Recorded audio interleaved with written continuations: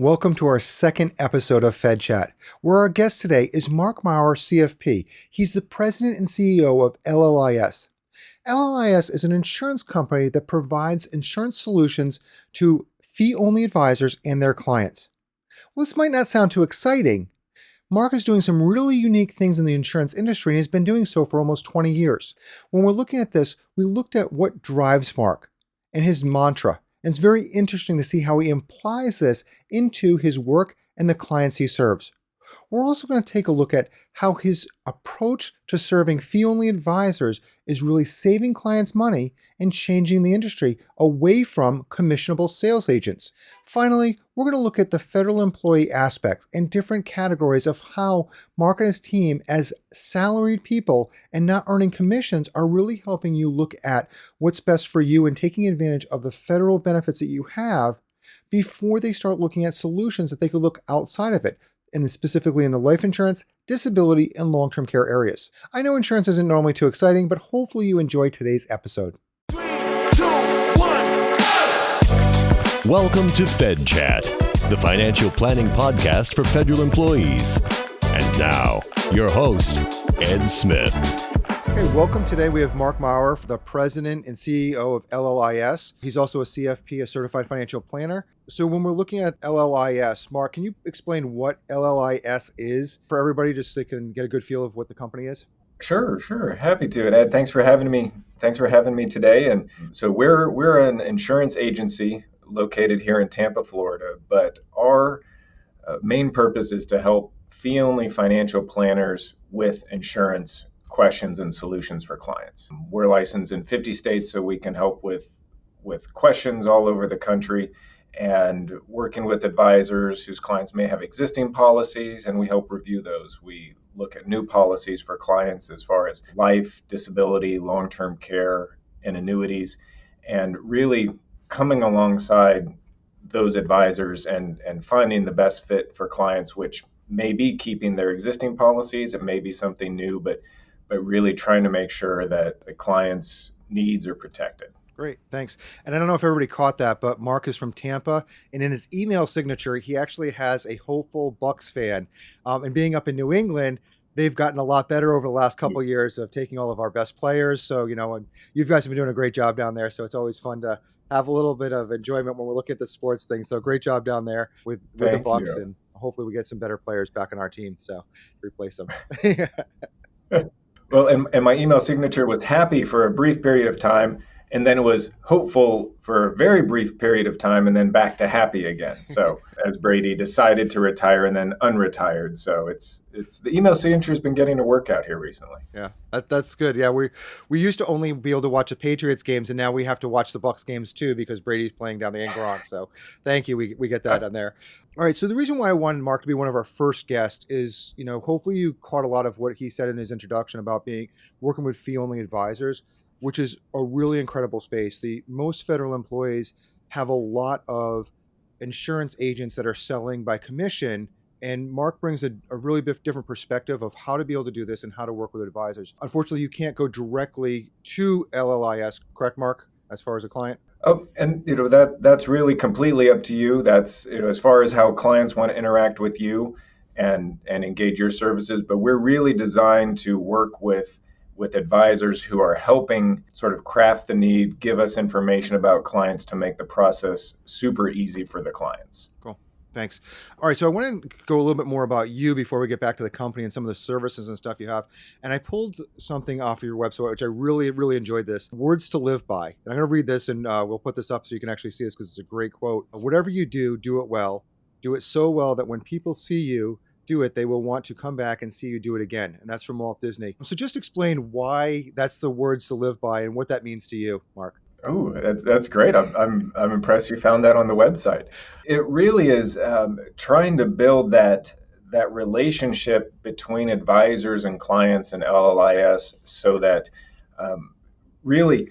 advisors engage us the first time with clients, and that everyone has as good an experience as possible. Now, it is insurance, so it's not near as much fun as going to Disney. But to say the process worked well, it was clear, it was understandable, and for advisors and clients, at the end of the day, I have what I needed. I understand what I have. And so that advisors call us back to say that process was as clear as we can make it. And it becomes a part of how advisors work with us, and even clients who, and I've been doing this almost, it'll be 20 years next year. It's funny to me how many times I will get an email from somebody. It's an email reply, and I can see that the last email was 10 years ago. And they'll say, Mark, my 10-year term policy is coming to the end. I may need some new term. Can you help me? That means they kept my email somewhere for the last decade. I generally don't keep emails for 2 or 3 days if I can help it. And so that's the thing that is always my favorite, to say somebody remembered that from however many years ago, to say the process was, again, as smooth as we can make it.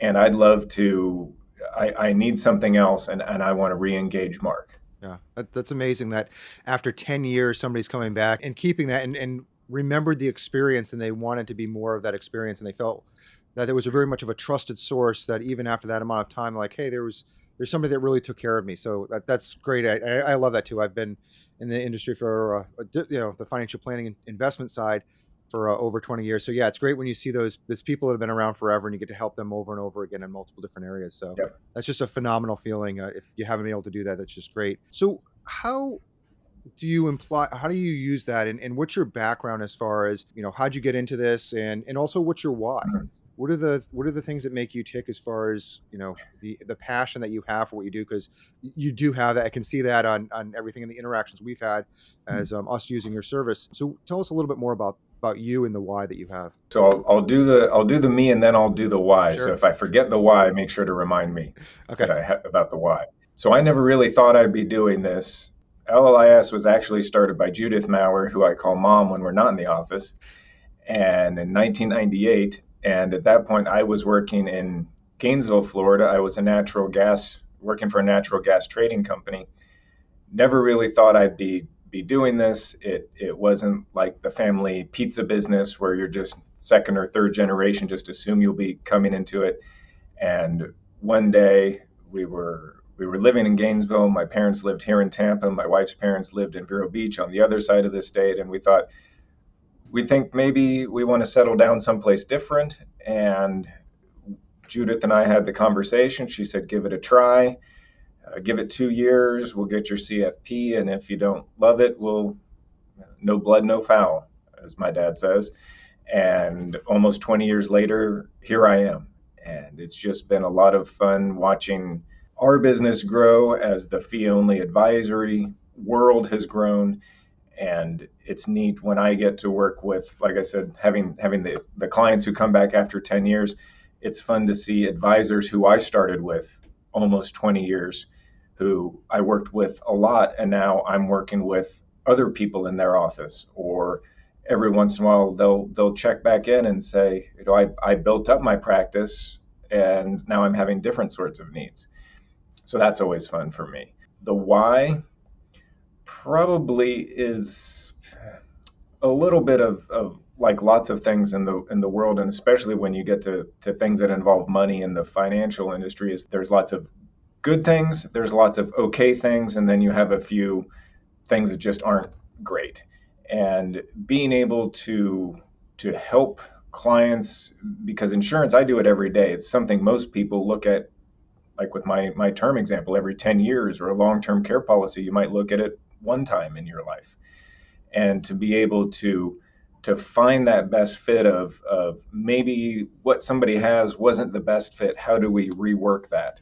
And trying to make sure that what people have is a good fit for them. So I think the why a lot of times is just making sure that as far as the insurance world, which doesn't always have the highest good feelings when people think about insurance people, to try to say, here's some people who are doing things the right way and trying to do the best.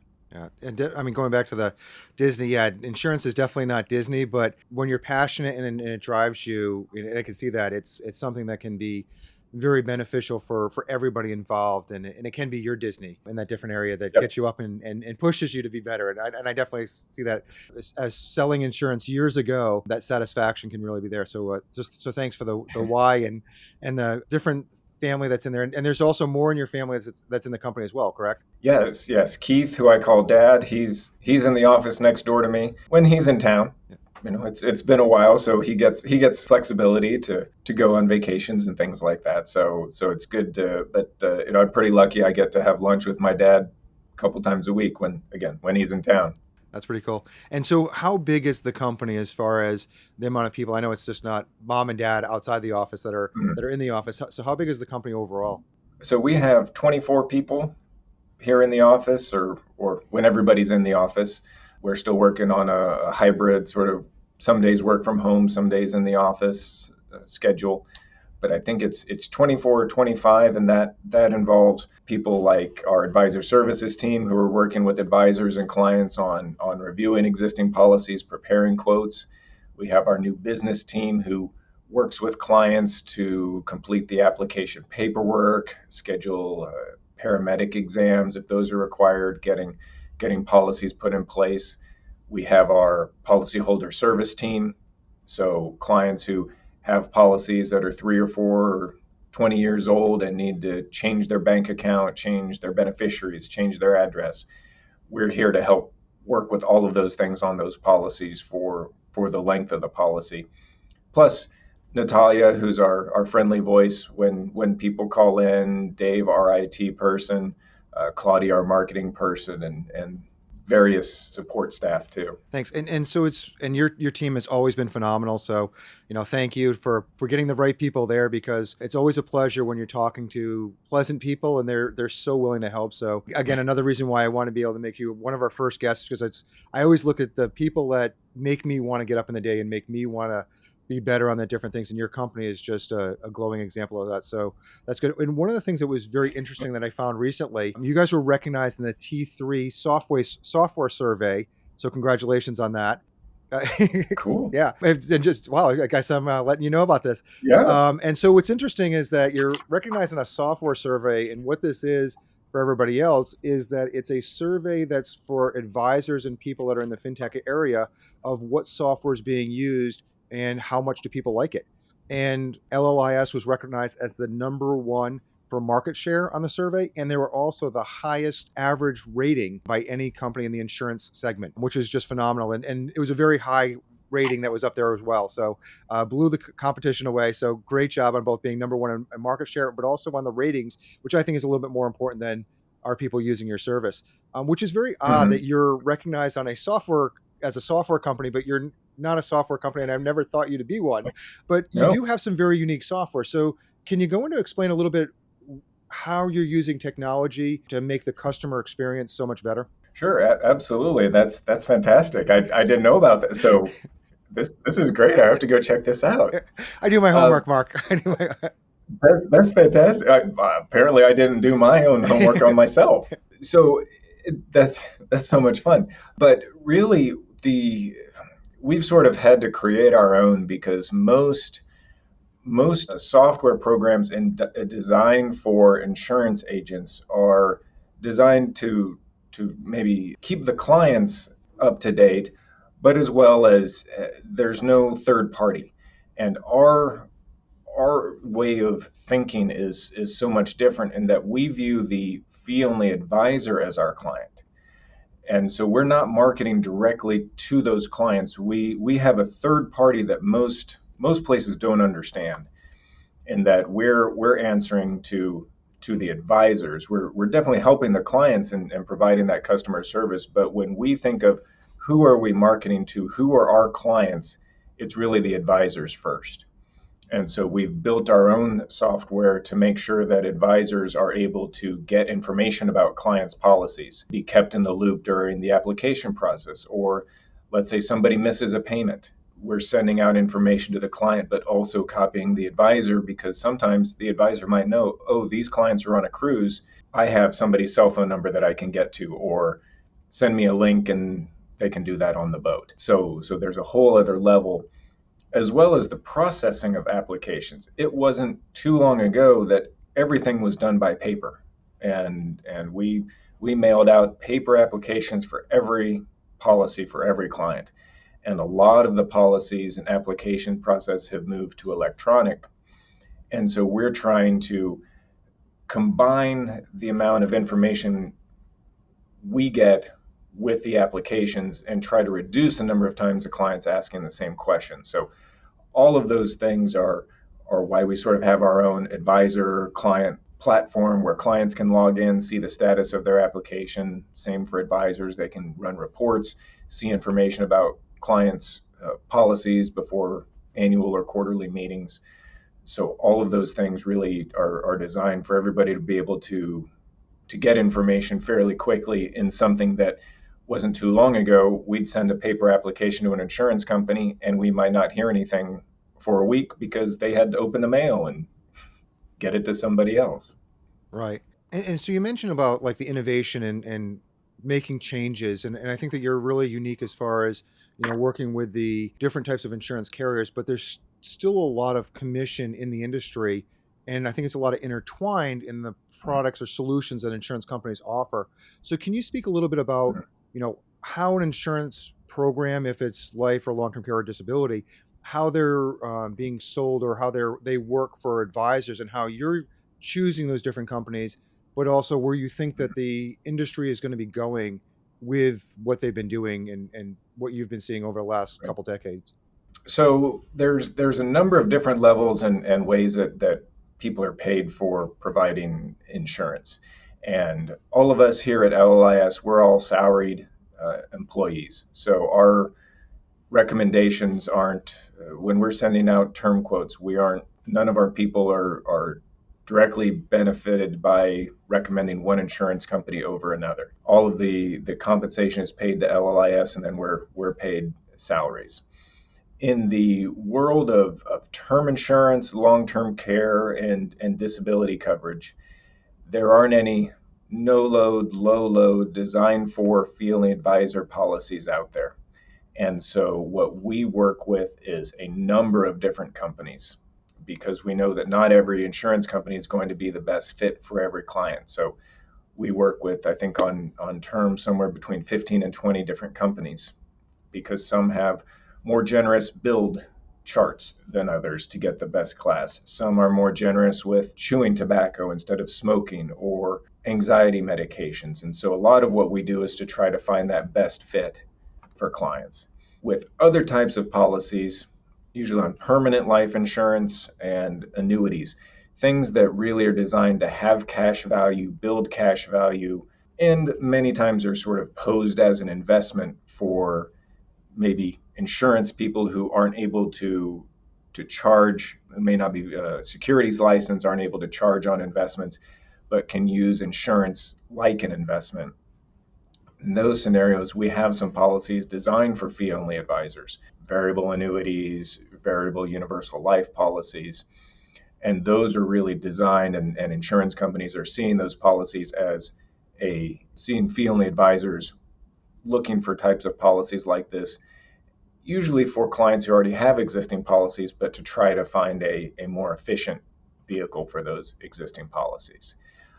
Where is the compensation sort of going in the future? That's a great question. I've heard talk of some idea of sort of a levelized compensation, because right now there's usually compensation is paid fairly high up front and then little to nothing over time, and which sometimes disincentivizes agents from keeping policies on the books for a while. If you went to more of a levelized, the theory is that maybe you would try to service those existing policies longer.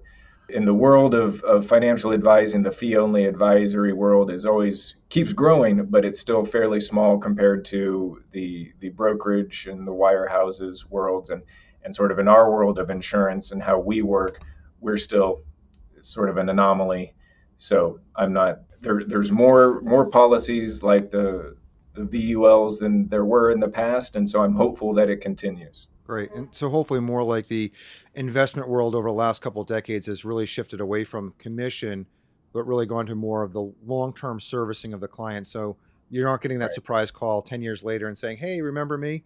And you're servicing them through that 10-year period and helping them Right. out, which could be really great for clients in different levels.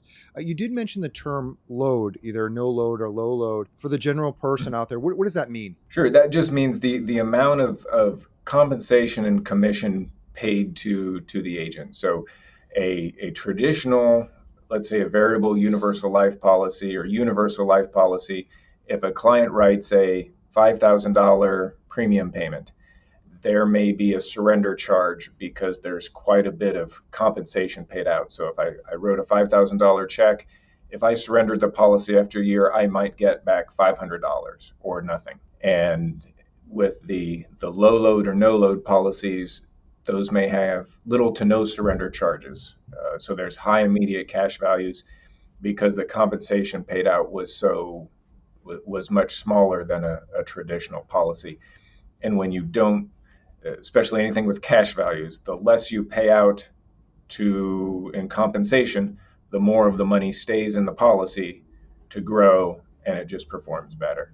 All right. And that's a lot of where a lot of federal employees see like the low cost solutions, and they're looking at like low internal costs, which definitely helps performance on different things or better programs. So Yep. that's obviously something that Mhm. in the insurance area can definitely help them out as well. When we're shifting, because you don't just work with federal employees, you work with everybody that's out there. And while we specialize with federal employees, I want to talk specifically about some of the programs that federal employees have and how you feel it could be beneficial with LLIS to specifically work with them. The majority of advisors that service federal employees are insurance agents or work with insurance or some type of level on that. And they're mostly commissionable. So it's really great to be able to bring these services to them. And so two of the main programs, let's look at life insurance first, would be FEGLI or their group life insurance programs, which is a phenomenal program when you're younger, but does get very Right. costly down the road. And then the other one that's coupled with that is the Survivor Benefit Plan or SBP, which is providing benefits to the spouse or possibly another family member in rare situations after the federal employee has passed away. And so we use concepts like Mhm. pension max or something to have life insurance for a long term. How do you look at these programs and design programs to help specifically federal employees to work on these scenarios? That's a great question. So, and there's a whole lot there, but with a lot of the and because the federal employee group is so large, there's so many different people because you have people who just sit at a desk all day, and you may have people who are traveling to countries, or foreign service officers, or people who are traveling to different parts of the world that makes it very hard to get life insurance. And I think normally what we look at is sometimes the amounts of coverage that the federal program provides just aren't enough.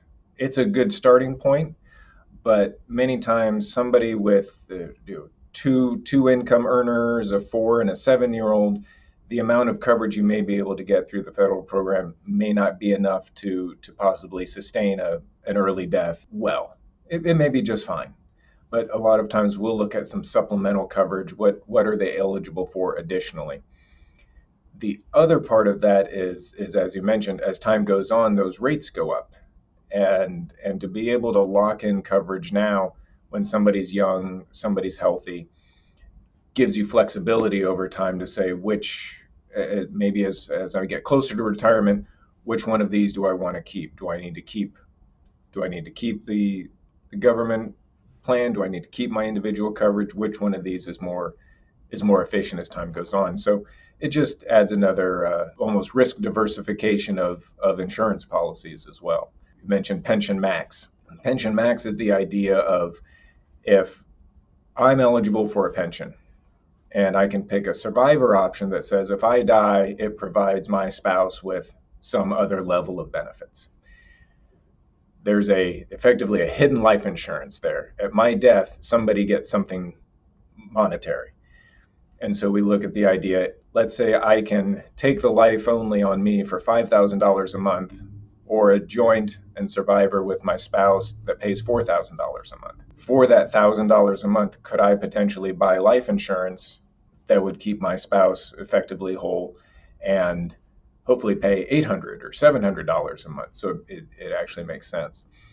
With most of the government plans, because of the inflation factors built in, it tends not to work very well. Because even though as we get older, we may need fewer years of income, every year the amount of income I'm getting is increasing. So for the most part, pension max plan doesn't work very well with any policies that have those inflation riders. Tends to be better to pick the joint survivor option. But those are things we look at and can evaluate on a case by case basis. Great, thanks. So when you're looking at foreign service, you mentioned this before with life insurance, and we were talking about this. So if somebody moves overseas, will they still be covered? And also, if they are overseas now, but they're looking at coming back to the States, is it possible to get insurance before they come back to the States because they need the coverage now or looking to the future, but they've been overseas for many years? So can you speak a little bit about the foreign side of it and the complexities there? So in order to apply for coverage, clients need to be in the U.S. So they need to be on U.S. soil, partly because the contract, the life insurance contract are based on state by state. And so it's really signed in the United States and signed in that state wherever their domicile is. So if someone has coverage and moves overseas, they're covered, no problem. There's no exclusions. There's no foreign residency exclusions. So if someone's able to get a policy, then they're covered when they go away. If they're away, then we need to wait until they're back in order for them to apply and get coverage. And then the third part of that all is where they are and where they might be going again is going to be important to an underwriter. If they're going to be stationed in Spain for the next 2 years, that's going to be less of an issue than if they're going to be stationed in Afghanistan. There are certain levels of things that as an insurance company, they say that may be risk outside of our normal parameters. And so those are great people to make sure that we're maxing out everything that's available through the federal plan, because it's not a question. It's not a requirement or it's not going to impact what coverage they're eligible for. And I think you just made a really great point about maxing out their federal benefits. And we didn't mention this earlier, but we get no revenue from having a client get a life insurance or any type of policy through LLIS, which makes us so we don't have a conflict of interest of talking about these things. And because your team is salaried, they're not looking at we make a lot of money by putting this in place. So we really want to be looking at maximizing the benefits that are available and what's the best option in those different areas. So that's something that is very helpful when we're designing policies, both on your side and on my side of what's best interest of the client. So that's just something that I want to make sure that we're clarifying. So it's not, this is something we're recommending LLIS, or it's something because of a revenue or a conflict that's there. Right. Another area that federal employees start seeing a lot of insurance, especially when they're starting looking at retirement, is on the long-term care side. They do have a federal program that they can get federal long-term care, but unlike other policies that you can get on the federal side, you still have to put an application in and be qualified either medically or from other family history to be able to get that. And it's very rigid to one company, where you have a lot of different options, both in different companies and also different options. So what have you seen? I mean, because I've seen a lot over the couple decades of change of long-term care, but what have you seen? Because this is what you guys do the most, that can be very helpful. And where are you seeing most of the people go these days? And is the federal option still a really good option for some people? Yeah, and this is you're absolutely right. The federal option is a good option for a lot of people, and it is one company and it's sort of one program. But at the end of the day, there are thousands and thousands of people put into this pool of the long-term care policy, and insurance companies are based on effectively the law of large averages. The more people I have, the more I can spread out my risk. And effectively, the federal government is the largest employer in the country. And so to have all of those people participating in this one policy actually makes it pretty cost effective and efficient for people who can get into it. It's not amazingly restrictive, but it's kind of like taking a pass-fail class in college. You pass or you fail. You're in, you're out. As compared to other long-term care options that may have different rate classes and different premiums, or may be able to say, we aren't able to offer certain benefits, but we can offer other benefits because of somebody's health history. So for clients who are able to apply and get into the federal program, I always tell them that's the first step. It may not have every conceivable bell and whistle of individual policies, but from a cost to potential benefit ratio, it's really good. Then if they can't get other coverage, or if they're not eligible through that, then we can look at other options. But as far as being fairly straightforward, fairly streamlined, the federal long-term care program and sort of just, it almost has a group discount built into it for the number of people who are in it. It's a good place to start. That's really good information as far as where the standing of the federal program is compared to outside competition, and obviously more selection. But if you can get better rates, obviously you want to be looking at all of your options and not excluding one or the other, either outside or inside federal benefits. The third area I really want to talk about for insurance is something that a lot of federal employees, I don't think that they look at, and it might be because of their pension benefits, but disability insurance.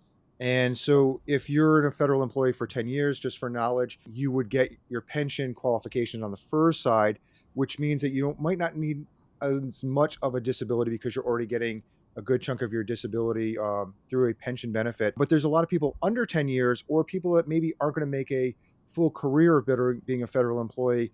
And so how do you look at disability for federal employees, or how would you address this to make sure that people are being taken care of, because there really isn't a disability benefit for younger federal employees or people under 10 years of service?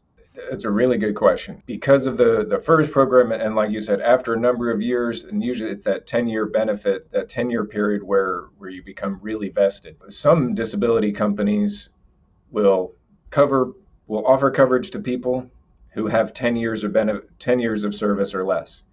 Some companies say after 10 years, you have that, you're pretty vested, we're not going to offer additional coverage. But before those 10 years, most disability insurance companies look at someone's occupation, they look at their income, and effectively just look at the federal program as they would any other group disability benefits that somebody might have working for a large employer. It's going to cover part of someone's income. It's going to be taxable if they go on claim.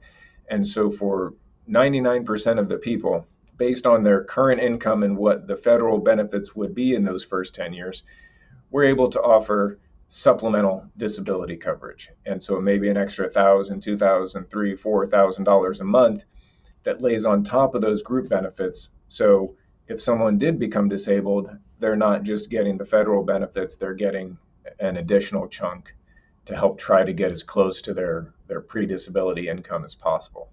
Gotcha. So we're always trying to improve our services to make sure that we're doing it. Is there anything that you see that can be done to help federal employees to be either get more knowledge out there or more services? Is there anything that you're seeing that on the financial planning side that we should be doing more to be providing more value to federal employees? I don't think so, but I think it is such a complicated thing that I think finding just a financial advisor who has one or two federal employees out of a stable of 60 or 70 or 80 clients may not be able to know all the nuances of all the different layers of programs and how all the things work. They might be able to, but I think working with an advisor like you all who say this is the majority, if not 100% of who we work with, what we do. This is our what we do, what we know. We know the ins and outs of the FERS program and the benefits and the life insurance and how it falls off as you get older and the rates increase and all of these things.